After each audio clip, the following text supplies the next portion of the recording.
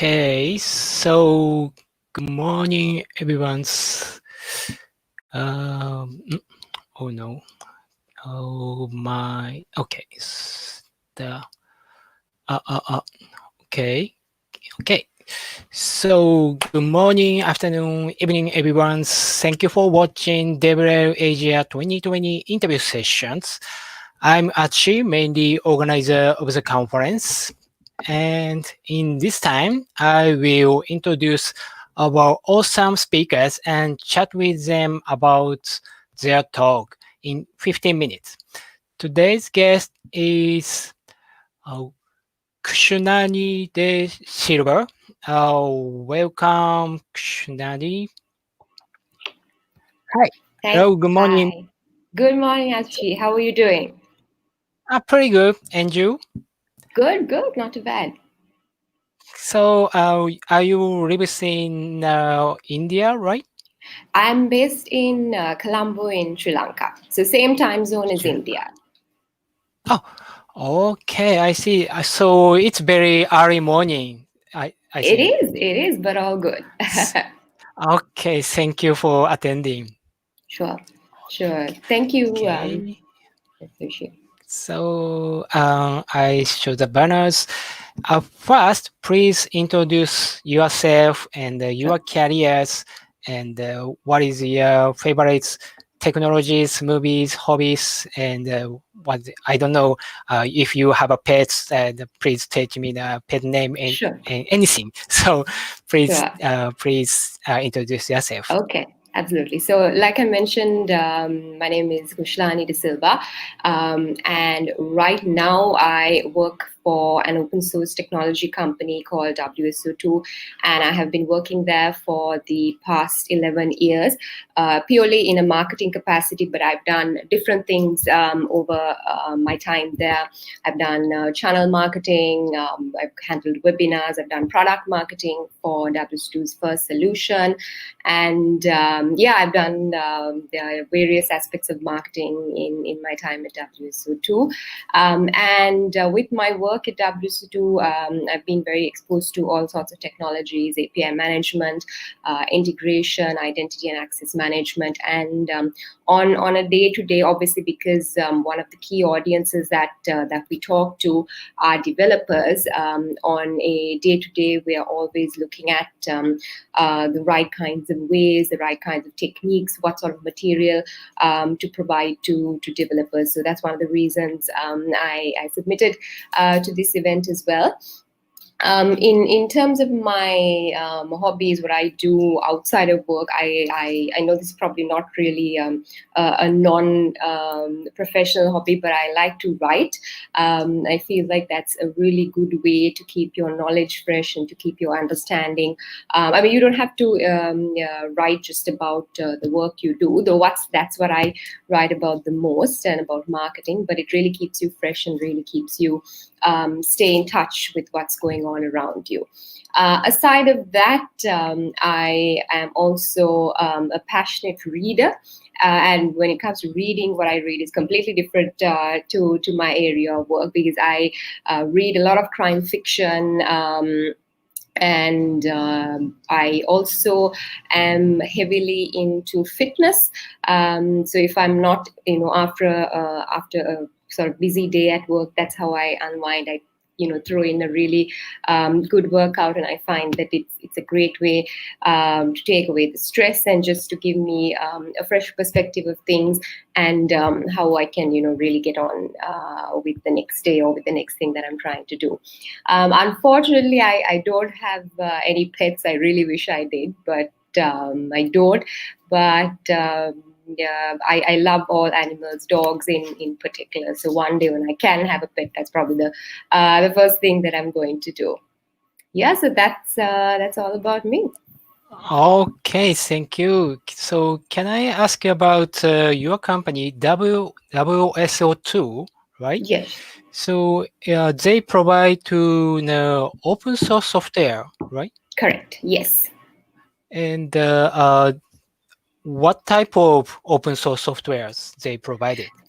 Yes, so we have a complete platform of products actually, and what I mentioned earlier. So API management is one of Mm. our key products that most of our customers use because obviously right now it's such an important technology, and regardless of the industry you're in, whether it's financial services or healthcare. In fact, we recently launched a solution for healthcare as well based on APIs. The underlying layer is all on APIs. And obviously, when you take API management and integration, it wouldn't be complete if you don't have identity and access management as well. So that's another key technology that we provide. And in combination, all of these technologies put together is really what customers of all sizes and all industries are looking for. I see. So you involved to marketing division in 15 years or more, and you moved to the WSO2. So what is the difference of marketing method, general marketing or open source software's marketing? Sure. So I think if I were to track back a little bit, I think even before you get into open source, I think with technology marketing, something that we are always very conscious of is what is the message that we give, because the audience that you're marketing to, they're very technical. They're either a developer or an architect or like a CIO or a CTO.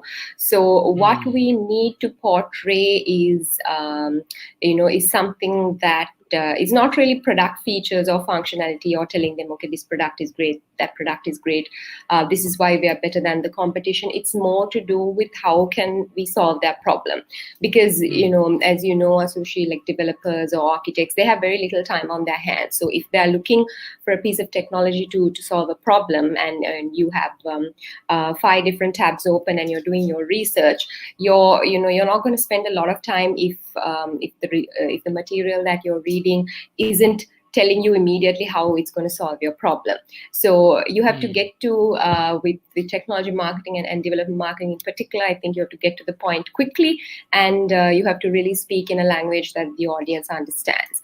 The second Mm. thing I think is important are the channels, because if Mhm. you take marketing for any other industry or any other product, the channels Mm. that you would use is different. But with technology Mm. marketing, a large part of our efforts are focused online, obviously, because we use content as a very large driver Mhm. of our marketing efforts. So whether it's a white paper or an article or a Mm. screencast or webinars, we use webinars very heavily because a lot of the tech audiences come in and listen to webinars, and found them a great Mm. tool to really help getting our leads through the door. So Mhm. I think it's different on so many fronts. But one of the things that this is the title of my talk also is that you can still get, I think the most important thing is you can still be creative. Just because you're marketing to a technical audience who just wants to know the facts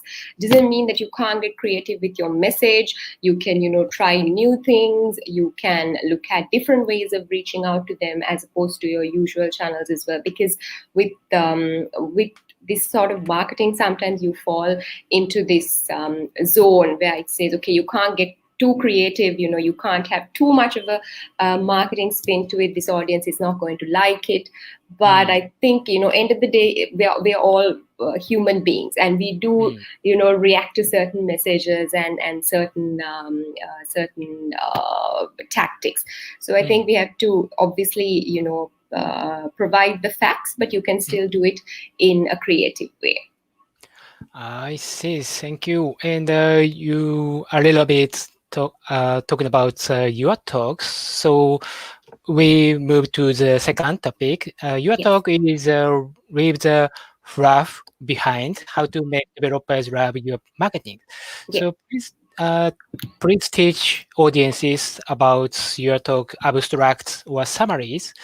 So please go ahead. Sure. Yeah. So I think again, one of the inspirations for talking about a topic like this was being in technology marketing for a long time. Like I was saying before, sometimes as a marketing team, we might feel a little bit restricted in terms of how creative we can get. So we won't want to do anything out of the ordinary because we're always cautious that the audience is very technical and they just want everything in black and white and nothing too fancy. So that's all well and good, and I think. Along with that, it's very true. That's why I've called it fluff even, because most of the time we are told when you market to developers, don't talk about the fluff, don't talk about all of the usual marketing messages that you would put in. So what I'm trying to deliver through this talk is really how you can still you don't have to have a lot of fluff, or a lot of fancy words, or abstract kind of meanings when you market to developers, but you can still be creative, you can still use the right channels, you can find different ways to create advocacy so that it's a little bit more than marketing. But there are lots of ways that you can play around with to make developers really love your marketing efforts, and in turn love your products. I see. So I read your abstract, and a very important topic is the three C of the dev marketing: Hmm. contents, community, Yes. and champions. Yes. So all time, one of evangelists who work at SandGrid or AWS, Mhm. he said 3C is community, content, and content, community, and I forgot that. It's very important. Uh, Content, community, and I forgot that. But yeah, champion is very good keyword for developer relation, I think. Sure. So please explain about the champions more detail, please. Sure. So I think when it comes to champions, and why I use the word champions also is any kind of customer funnel or lead funnel. You have the stages where you're first interested, then you might end up being a prospect, then you become a customer, and then everything kind of stops there. But I think even with a typical customer journey, or even with a marketing journey, really, you can Mm. create champions by giving them the right kind of content, and you don't even have to be a customer to be a champion. For example, if there is someone who has read your content and who really believes in what you're trying to say, Mm. then they're going to endorse that content. They're going to retweet it. They're going to share it on LinkedIn. They're going to share it on Slack with their peers. Mm.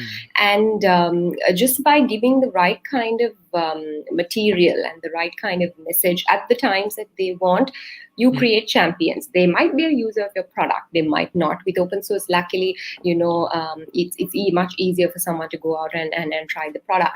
But even if that's not the case, I think creating champions just means that you provide a consistent message, and you help them solve their problem so much so that they feel that, okay, this is something I Mm. should share with the rest of my community, so that they also get the benefits that I get. And champions, or endorsements like that are a very effective form of marketing, that because it's coming from someone else, it's coming from the community. Mm. And in technology, that's very important. I mean, the simplest example I can think of is when a new model of a phone is released. There are people who Mm. are waiting to write reviews, to talk about it with their friends, with their colleagues. Mm. So by default, by creating good content and giving good messages, and not just talking about yourselves, but Mm. talking about the benefits, I think you create champions, which is important. I see. And your main statement is every marketers have to their mindset to like developers. I think Yes. it's very important, but it's very difficult to understand Mhm.